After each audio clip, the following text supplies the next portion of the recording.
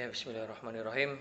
Saya di sini ingin menjelaskan mengenai ujian pada malam hari ini, yaitu tentang apa itu paradigma konstruktivis dan apa bedanya dengan paradigma positivis.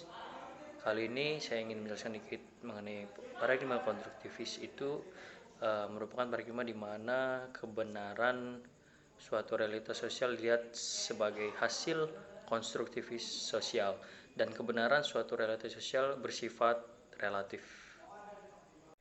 Jadi setelah sedikit saya menjelaskan apa itu paradigma konstruktivisme, kemudian apa bedanya dengan paradigma positivisme.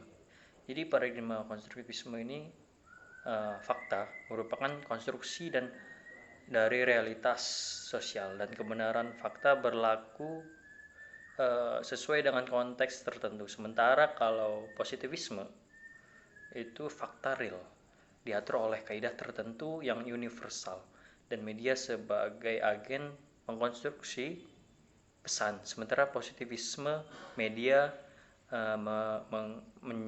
menjaga saluran pesan. Ya, kemudian melanjuti poin kedua, yaitu apa yang kalian ketahui tentang analisis framing, dan berikan salah satu contoh penelitian. Sedikit yang saya tahu, dan memang ini menjadi tugas kelompok kami pada pertemuan sebelumnya, presentasi berikut, yaitu analisis framing. Jadi analisis framing sendiri itu ialah salah satu metode analisis media, seperti hal-halnya analisis isi dan analisis semiotik. Kalau menurut Sobur, saya lupa bagian angkanya, cuman menurut Sobur itu mengatakan bahwa framing itu digunakan wartawan ketika menyeleksi isi dari berita itu. Jadi ketika sudah diseleksi, itu akan menentukan cara pandang mereka, lalu fakta apa yang akan diambil oleh si wartawan itu menurut Sobur. Setelah analisis framing tadi yang saya jelaskan sedikit, salah satu contoh analisis framing itu sangat banyak di lingkup kita, bahkan di media-media berita, yang bagaimana media atau wartawan dan hal segala yang macamnya sebelum mereka mengeluarkan sebuah isu atau berita, mereka selalu melakukan framing.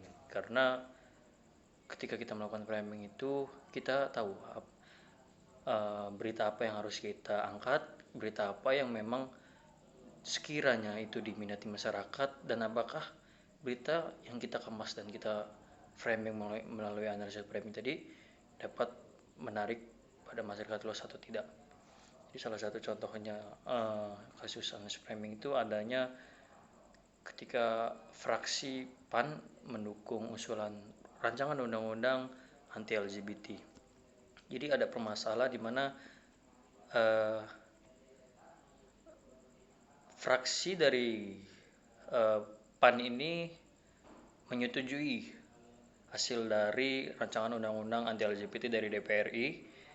Itu sekretaris fraksi PAN Susanto mendorong untuk mendukungnya rancangan undang-undang LGBT, dan ia berkeinginan bertindak tegas akan hal itu.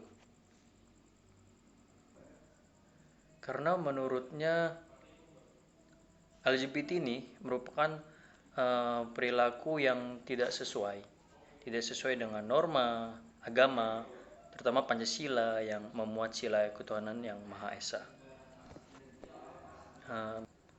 Kemudian salah satu media Republika menganalisis dan mengambil suatu treatment di mana dalam menarik kasus ini, dalam memberikan pemecahan masalah, Republika ini mengutip pernyataan ketua fraksi PKS yang mengatakan bahwa untuk menanggulangi LGBT itu semakin banyak pemerintah yang segera menyusun naskah rancangan undang-undang LGBT itu akan dijadikan draft dan berharap diterima positif oleh masyarakat.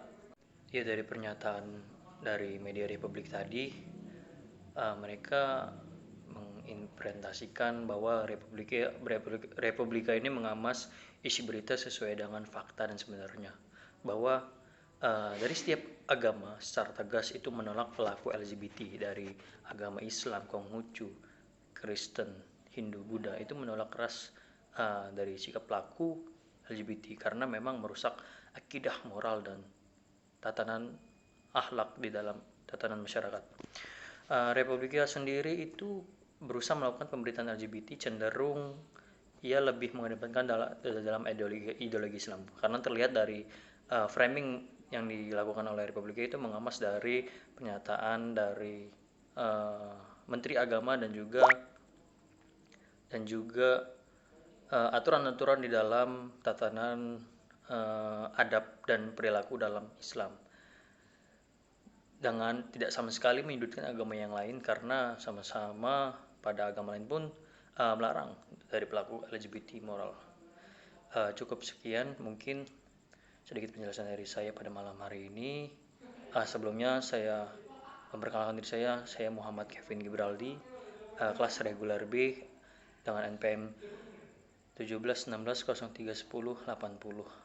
Bila kurangnya mohon maaf, karena sesungguhnya kita terus belajar menjadi manusia yang lebih baik, menjadi akhlak yang baik. Jangan pernah berhenti untuk belajar mendalami ilmu, karena setiap perbuatan dan apa yang kita lakukan akan dipertanggungjawabkan dan akan dipertanyakan untuk apa ilmu kita, untuk apa rezeki kita dari ilmu itu, dan bagaimana ilmu kita aplikasikan dalam dunia empiris. Sekian, assalamualaikum warahmatullahi wabarakatuh.